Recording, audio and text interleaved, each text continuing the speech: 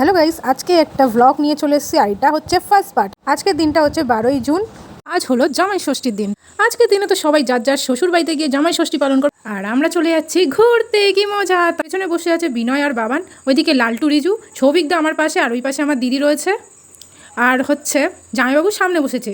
আর গাড়িতে অনেক ফাজলামি চলছিল। লালটু মহাশয় কিছু একটা বলতে চাই, তার কথাটা শুনে নেওয়া যাক। আমরা রওনা দিচ্ছি রাস্তায়। আমরা ফোন করেছিস নাকি?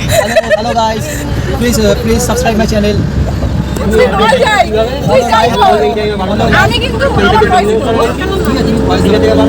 এই ফাজলামি তো সবে শুরু হলো আমাদের জার্নিতে। আমরা সকাল 5:30 রওনা দিয়েছি, আর এখন যাচ্ছি ফার্স্ট বারাইপুর শিবানী পীঠের মায়ের মন্দিরে। আমরা পৌঁছে গেছি, দেখতেই পাচ্ছ অনেকটাই ফাঁকা, একদম সবে মায়ের মন্দির হয়তো খোলা হয়েছে। তো আমরা সঙ্গে সঙ্গে চলে গেলাম মাকে দর্শন করতে। আর এখানে আমার আসা ফার্স্ট টাইম। আমার এই মন্দিরের পরিবেশটা সত্যি খুব ভালো লেগেছে।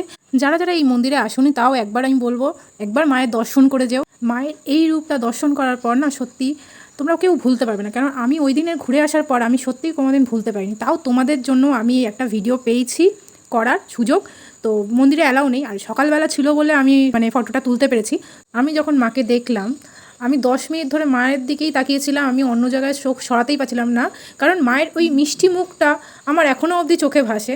তো আমরা এরপর চলে যাচ্ছি বড় কাছারিতে বাবার দর্শন করতে।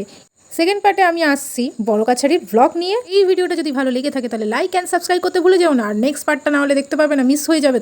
তো আসছি আজকের জন্য এইটুকানি, টাটা।